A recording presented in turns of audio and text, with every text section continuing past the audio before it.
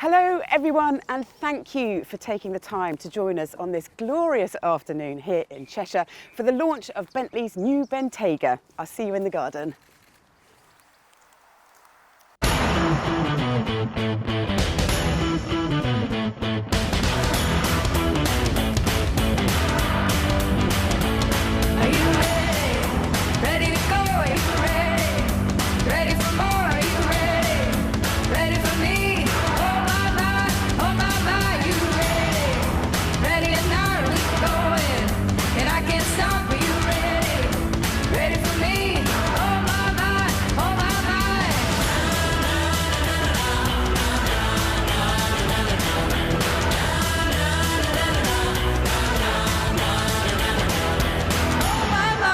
Hit it big, I got my eyes on the prize. Oh my, gonna spin the wheel, cash it in and roll the dice. Oh my, it's a thing of gold. All I do is win, all I do is win.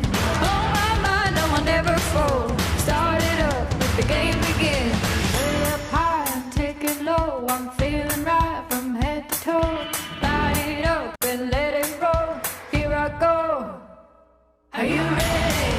Ready to go.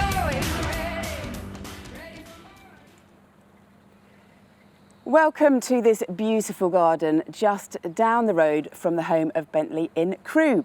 Now, once we have revealed the new Bentayga, we will be having a live Q&A session, so please feel free to submit your questions as we go along.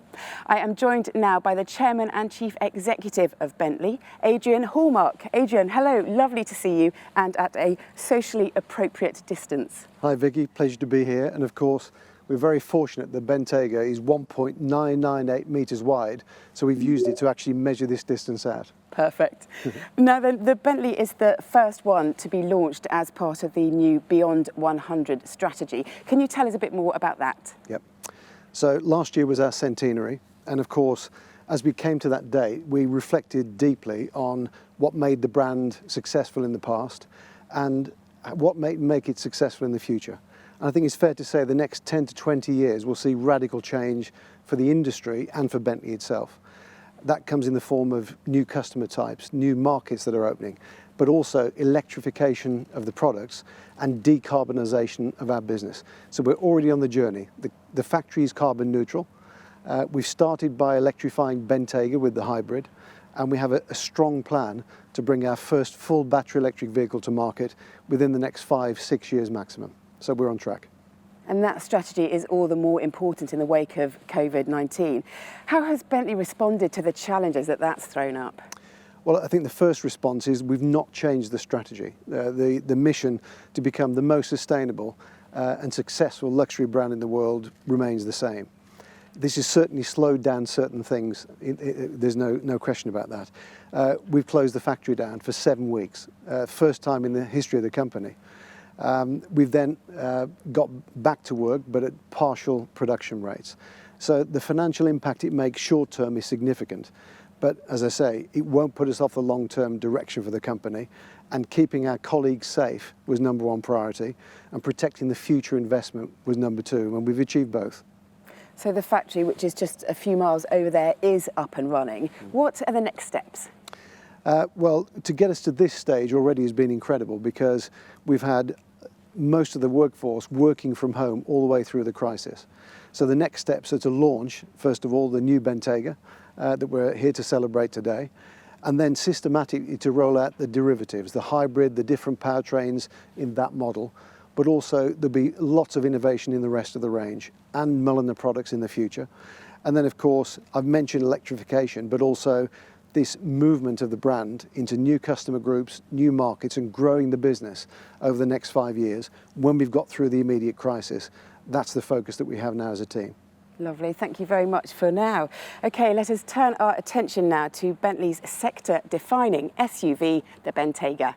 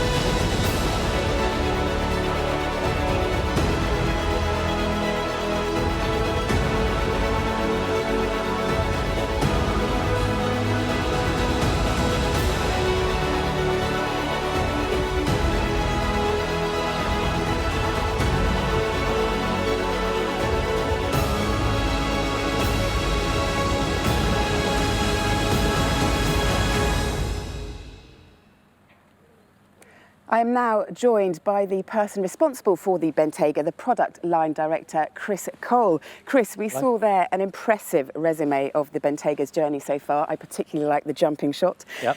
What do you credit for its success?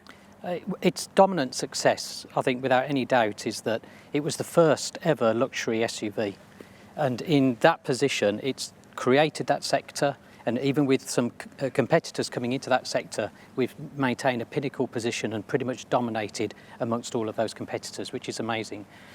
And since the launch, we've now sold 20,000 Bentaygas, which is in itself a historic achievement for Bentley. No car in the 4-year period has achieved that. And even as recently as 2019, just last year, we saw an 18% increase in sales from the previous year, which is outstanding. Now, whenever I've driven the car, I'm always impressed by its ability just to melt the miles. It is an engineering tour de force. What characteristics do you think make it so appealing? It certainly is a tour de force. The brief for the car was exceptionally broad. It had something that no other car had as a requirement in order to make it perform like a supercar, be as luxurious as any limousine, have formidable off-road capability, and also have the first step into autonomous driving. And then you throw in a 7-seat package, you throw in hybrid, as Adrian mentioned earlier, and you can see that it was an exceptionally broad brief, and it's achieved all of that in spades, which is absolutely fantastic. So for us, we've found that that has really set the car amongst any other competition right at the forefront of its capabilities. Now, looking at the SUV market as a whole, how do you think it has changed since 2015? It's grown significantly. I mean, we created it, the luxury SUV at least, and as some impressive competitors have joined that field now, it's grown threefold since we launched the car. But even with those competitors and the growth that we've continued to see in our own sales means that we still dominate that sector. And how will the new Bentayga make the most of that growth? Well, how do you make something that's brilliant even better? Well, that was a challenge in itself, really. We couldn't stay neutral. We had to look forward and look to improve. So we thought long and hard about what to do with the new Bentayga, listened to the customers, what they had to say about the car, thought about the strategy of the company, the electrification journey beyond 100. And with that, there were 3 main areas that we really wanted to enhance. The external design of the car, to bring it up to date with the rest of the family, and Stefan will talk us through that in a moment. The actual interior comfort for the passengers, to make it as big and as roomy and as luxurious as possible. And then finally, a real boost in technology in the car to bring it completely up to date and beyond the next 2, 3, 4 years, so it's got those class-leading capabilities in terms of the tech on the car. Lovely, thank you very much. Well, I think it is now time that we saw the car. So, Adrian, if you could do the honours. With pleasure. So it's my privilege to allow all of you to enjoy the beauty of the new Bentayga. Ladies and gentlemen, the new Bentayga.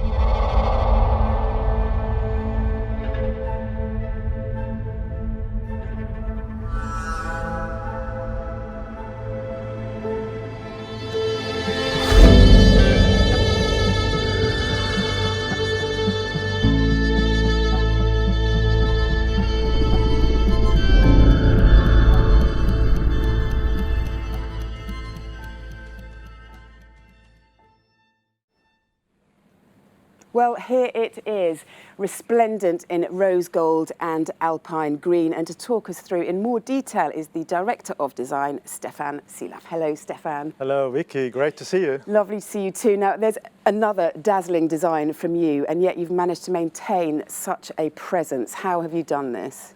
Yeah, I had the privilege with the great Bentley design team to work mainly on the front and also on the rear of the Bentayga 2, and yeah, do some significant change, but also improvement.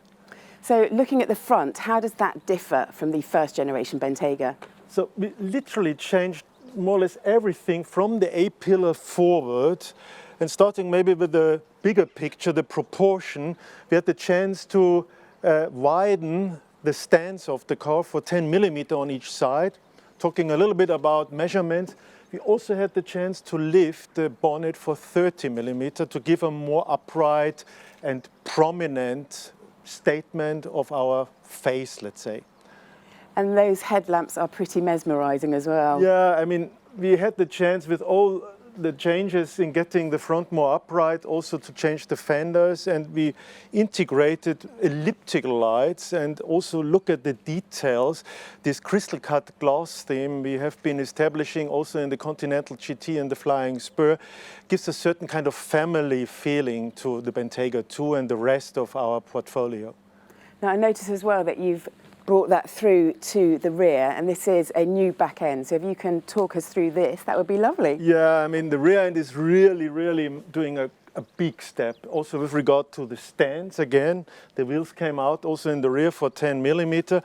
But we also had the chance to change the trunk lid into a kind of wraparound theme and really emphasize the width and the statement altogether of the rear end of the car with doing a really wide layout of the architecture, also the horseshoe, and then integrating these elliptical lights with very typical Bentley, also lovely details.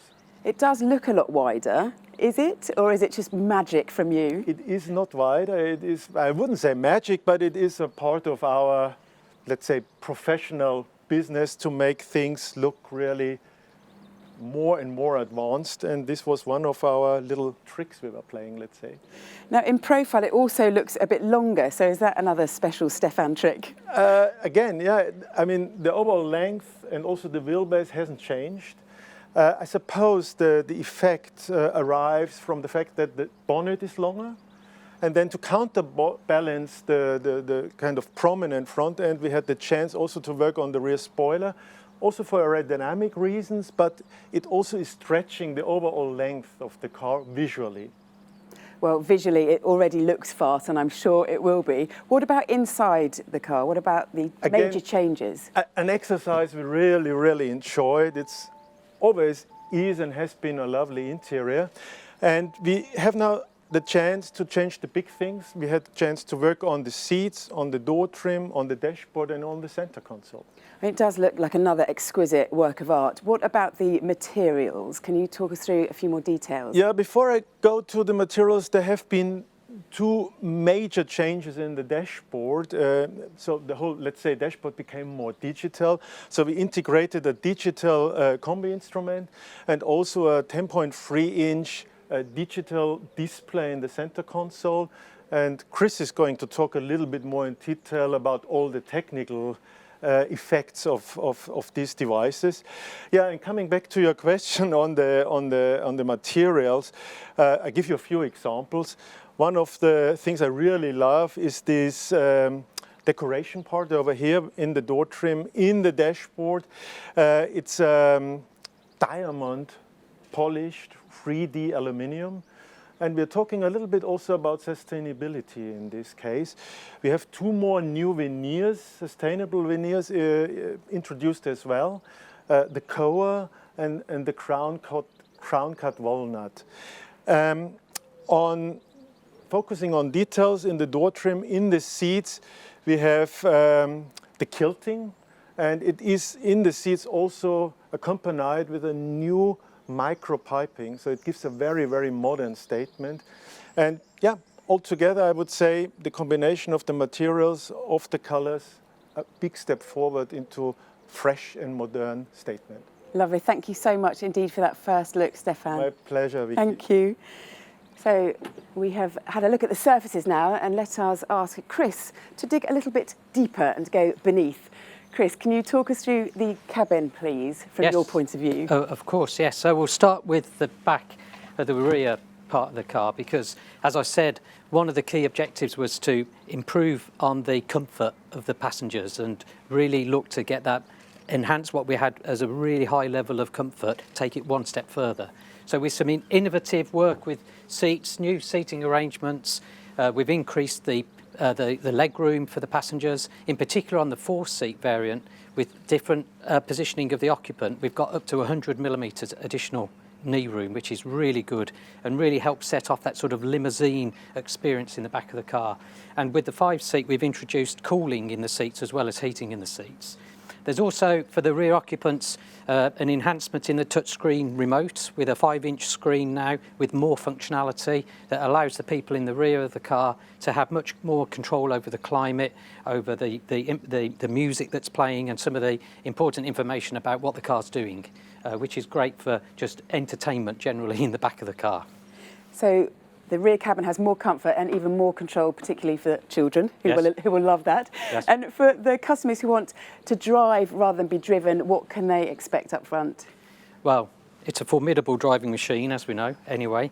So what we wanted to do was really give it an extra boost in terms of the technology, so that for this new Bentayga, we had a step forward in terms of the actual infotainment. It's all of the digital and electronic equipment in the car. As Stefan said, a new touchscreen in the centre part of the fascia with the very latest infotainment system, much more intuitive to use with many, many more features compared to the first Bentayga, and a digital combi display, but also importantly for the real driving experience, a head-up display has been enhanced with more information for the driver, real-time traffic information, for example, and road condition data on the head-up display, which just makes it all, enhances that whole driving experience. So when it comes to connectivity, how much of a connected car is it? So every new Bentayga comes with an embedded SIM. That means that we can connect the car instantly to My Bentley services, and with the launch of the new Bentayga brings a new set of services for connected car. We expect to see about 10-fold increase in the use of such connected services, which is a real step of technology boost and what the customers really demand from us. And with that, that means that all of the additional information, so a download of nav, updates, for example, points of interest, and importantly, additional speech recognition as well for the driver, extra functionality through speech, which makes the whole driving experience more safe as well. Yeah, absolutely, and that's all becoming so much more important every day. And what about technology across the rest of the car? So, again, something that was already brilliant, we wanted to make even better, which was interesting, as I said earlier.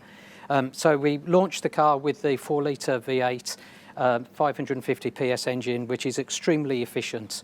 And is our biggest selling engine in Bentayga.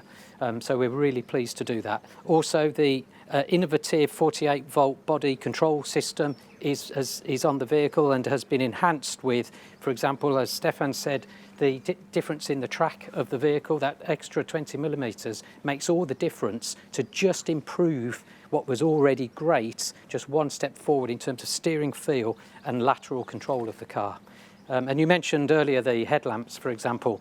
Each one, 48 LEDs in each headlamp with adjustable modes which are automatic for different driving conditions, which really help with the night driving experience, but equally doesn't dazzle the oncoming traffic, which is really important.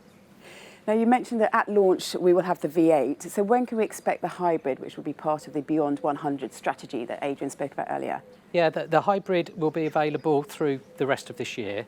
So in the major markets where we see hybrid as really important, the UK, of course, Europe, Japan and the USA. And then with other markets, the hybrid will be introduced in 2021.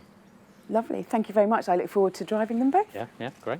Absolutely. Thank you, Chris. You're welcome. Brilliant. So, ladies and gentlemen, coming right up, we have got the live Q&A with Adrian, Stefan and Chris.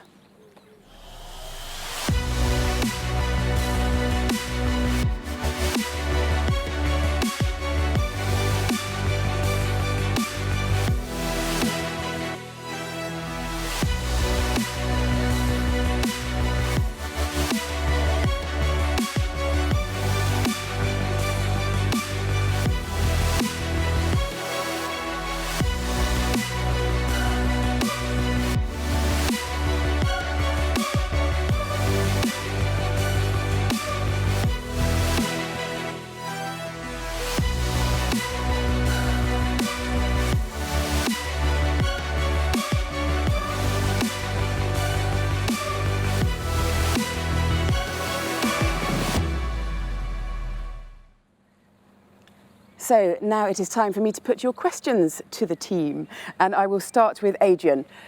I read about the Comeback Stringer campaign to restart production. How successful has it been? So the Comeback Stronger campaign was all about preparing the works for the post-COVID environment, protecting the 4,500 people that work at Crewe from the effects of the disease, allowing us to ramp up and run the business effectively.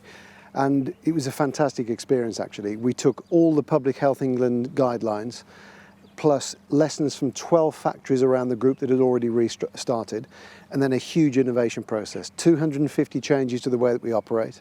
We have hand sanitizers everywhere, personal protective equipment before they were mandated, and we have so-called 9 lines of defense. And I'll give you one example of how effective this has been. When we shut down, we had 2 people with COVID-19 in the week that we closed down, and no cross-contamination. Since we've come back, we've put in place a testing program, so we can do 600 tests per week, 600, and we're using all of that capacity. We've so far found 4 people that had no symptoms in the last few weeks with COVID-19, and none of them have been in contact with anybody. All the social distancing has worked, and we've now isolated them. So we have our own track and trace system too. So we never wanted to do any of this, but it's been a fantastic example of innovation in a crisis and being able to manage effectively. And we're very proud of the work the management team have done, but also the way the whole workforce have pulled together to support each other in this crisis time. It's been really good. You need to run for government. No comment. To Chris now, when does the new Bentayga go on sale? Next week. As simple as. So in the UK and Europe from the beginning of July. So actually that means that we'll start to see the cars move into the dealer network from tomorrow, and first customers in cars soon after that, which is just fantastic. The rest of the rollouts globally will then follow through the coming weeks for the V8, and the hybrid, as I said earlier, will be a bit later in the year in the UK, Europe, Japan and USA, and then the rest of the world in 21. Great stuff, thank you very much. Next one is to Adrian again. Adrian, given the success of Bentayga, over 20,000 made already, would you like 1 or 2 more SUVs in the lineup as part of the Beyond 100 strategy, and who pruned the roses? I don't know who pruned the roses last, actually. I don't think they've been pruned for about 127 days, a bit like my hair. Yeah. But I think in terms of Bentayga, the first thing I would say is we have achieved incredible results with a single model and with a very limited engine range at the beginning. What we've now got is hybrid V8 12-cylinder and a really fantastically upgraded car that, as you say, Chris, brings this design exactly in line with the language of the rest of the range. So from my point of view, more derivatives, more specials within that package and that framework are the first objective. Of course, we've got lots of ideas about subsequent cars, but any good automotive guy has to say, you'll have to wait for the next launch for those. We're here today to talk about that particular car, and we're very proud of it, and we're very happy with the success that we've had, but I think we just build on a very strong winning formula. So let's just see what happens in the next 2 years. Fine, will do. And just a comment to Stefan, what a beauty. I'm not sure whether they're talking about the car or you, but I'd take both if I were you. To Chris, this one is from you. How well was the hybrid model received, and in what markets was it most successful? So it's been really well received. I personally love that car. The serenity when you're driving that car is just astonishing. And yet the power delivery is so progressive. It's just a beautiful, beautiful car to drive. In Europe is where we've first started selling the hybrid. So, of course, therefore, it's done well throughout Europe. And we're literally just seeing the first cars now in the US. And we expect then the US to follow just like it has in Europe. And then China will be with the new car next year. Lovely. Yeah, it's excellent. Yeah. And a full question to you this time, Stefan. How would you spec your Bentayga? I have to say I spec one of the two, and it is obviously the green one, and I also love the interior with the Cumbrian green. So it is for me a typical spec for a Bentley, and also with the 22-inch polished wheels, it is something I would immediately love to have a grand tour going to Europe and enjoy the countries and the car. And Adrian, so what sort of use patterns do Bentley owners have, given that they might have many other cars? And does that in itself affect the possibility that they might switch to full electric powertrains? We are unique in the segment. And this may sound strange, but I'll say it the way it is. We are the everyday car for our successful and wealthy customers. It seems interesting that people spend our kind of money to buy cars that they use every day, but they'll have the other exotics for special occasions and for collectibles also. But the number of customers that buy Bentleys because they drive them every day is the vast majority. So that is really important to us. They do high mileage, they use them for all occasions, and it makes the brand very strong. In terms of electrification, it's a good connected question because we make grand tourers.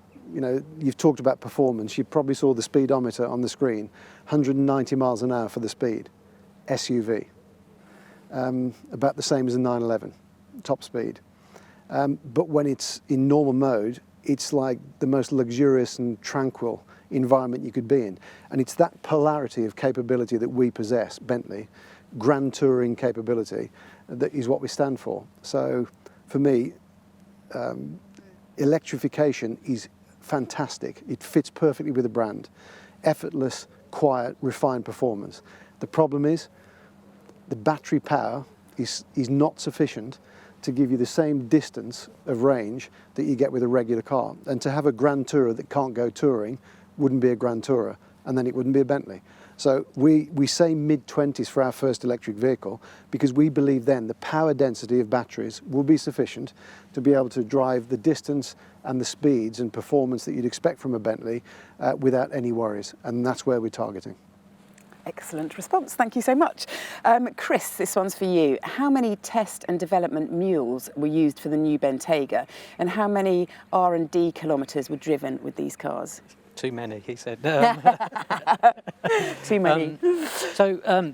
With the new Bentayga, we went through the process that we always do as part of the product development method to build pre-series cars.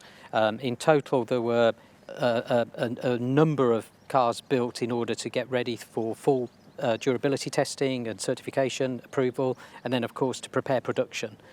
So in terms of mules, we didn't build any mules, and we took the most advantage that we could of modern technology to simulate where we could the design outcomes to prevent us having to build too many properties in order to make it as efficient and high quality delivery as possible.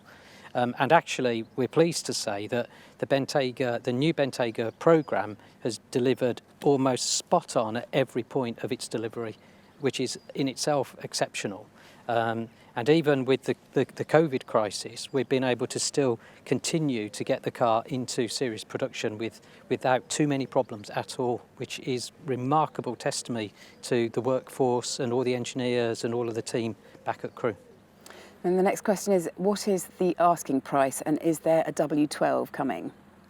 So the asking price is around the world is roughly about 5% more than the existing Bentayga. And we will be introducing the Speed in early 21 in America in particular, where that market still is very, very keen to have the 12-cylinder car. Lovely. Thank you. Thank you. Adrian, back to you with some EV stuff. Please could you share a bit more tangible information about the EV plan beyond 100 as well? 5 to 6 years away sounds like an awfully long time. Is there a danger that SUVs will become socially unacceptable before we see the EV? I didn't think we'd have COVID to face this year. So I can't predict everything. So I'm worried about saying that SUVs won't be antisocial or disappear before we get to EVs. But what I would say is that if we look at the SUV market, beneath the price bracket where we are, the rate of growth is colossal. We've started a segment in our price bracket. There's 4 competitors now entering that segment, and that's growing even quicker than the price segment below, although smaller numbers. The fact is the people are getting bigger. They have families.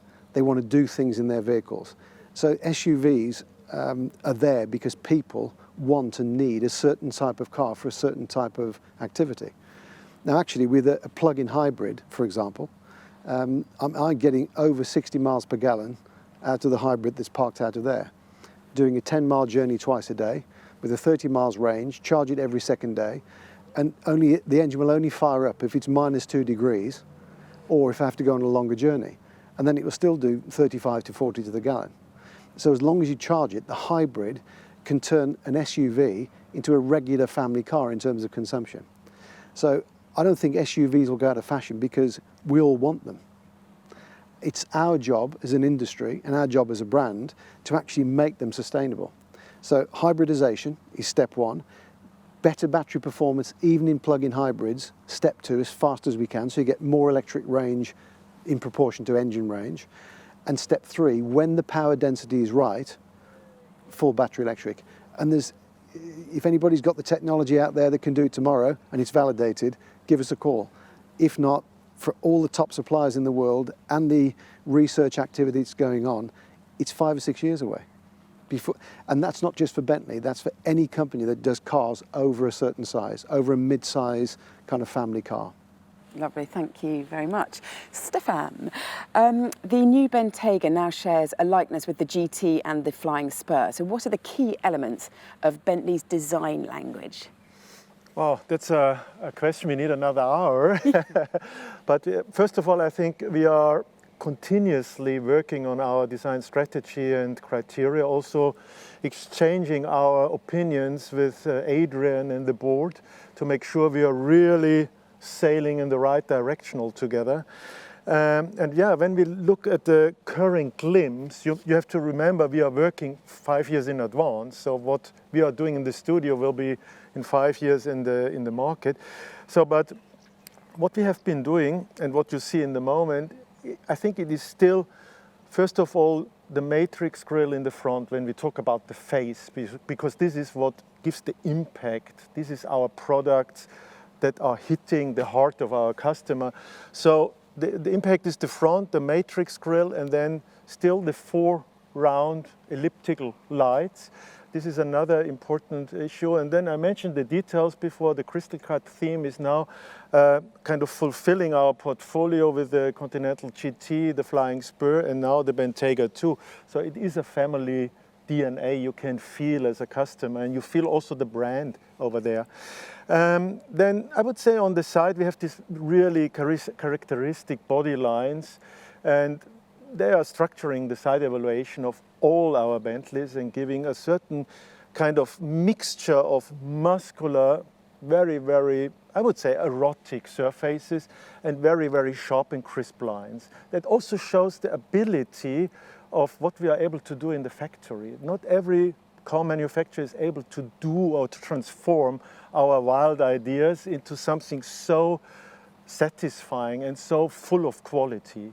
And then obviously coming to the rear end, it is literally talking about love for details, a good structure, a good stance. Again, characteristic lines in the rear, and then yeah, you see a lot of elliptic shapes also in the rear lights, and also again details. So I could carry on for another 10 minutes on the interior, but I think this is the, let's say, the main point of the question. Thank you, lovely stuff. And Chris, one for you here. What has proved to be the biggest market for Bentayga, and what percentage of sales can be attributed to North America? So there's 3 markets that kind of jolster a bit to be the biggest. So China, Europe, including the UK, and North America, and they sort of compete. They're pretty much 30% each of them. So they dominate the rest of the global market, actually. But of course, we serve all markets in the world. That's really important. It's a truly global car. So every single market is important. Perfect. To Adrian, how important is sustainability and climate change to your customers? We've asked this quite extensively within the Beyond 100 strategy because we find it important, but we wanted to make sure that they did. Clearly, although customers today are buying the cars that are out there, they're looking for what's next to express themselves. So when we've done our research with not just the Bentley owners, but also buyers of cars in that price category, around 40% of them are looking at EVs as their next but one car. 40%. This is significant. They expect us to do the work, us to find the technology solutions and bring cars to market. But at the same time, they won't give up on the things they already cherish. So they want the fantastic interiors, the comfortable seats that weigh more than a lightweight seat. Because you can sit in it for 8 hours and get out of it and not realise you've been in it for 8 hours. So they're used to high quality experiences. So they want an electric car that gives them all of the benefits that we offer today. So for us, again, as I've said, with the quietness, refinement and effortless power that you get from any Bentley, electrification is the perfect evolution for us as a brand. We're really excited about it. And our customers are too. Lovely, thank you. Stefan, I wish I'd have sent this question in for you. Who is your tailor and what is your fashion influence? You are one of the most stylish men in the motoring industry. To be honest, I don't have a tailor really. I mean, I love to go to London. For me as a German, I always love to go for London, also for the fact of inspiration. And fashion is definitely an inspiration because it's happening very quick, bam, bam, bam. I always wanted to join British fashion and become more part of the British fashion, also with regard to design, because I love the fact that brands like, for example, Burberry have been reinventing themselves as a traditional brand. So this really fascinates me. But coming now really back to your question, I love to go to Jermyn Street and buy stuff from the shelf. I'm not mentioning now explicit name. I go here and there. I think it's a question of fantasy, how you combine things. And sometimes it's also getting older, you need more colorful statements. I'm in yellow. Only talking about me. Oh, thank you very much, Stefan, and thank you, gentlemen. Really, really appreciate your answers there. I have had a lovely time. I hope you have had too. And thank you, ladies and gentlemen, for being with us. The embargo lifts today at 5 p.m. British summertime, so not long to go now. And until then, have a wonderful evening and happy driving. Boys, shall I pour some tea? Ladies and gentlemen, while we leave Vicky, Adrian, Stefan and Chris to drink their tea, images and information for the new Bentayga are now available on bentleymedia.com.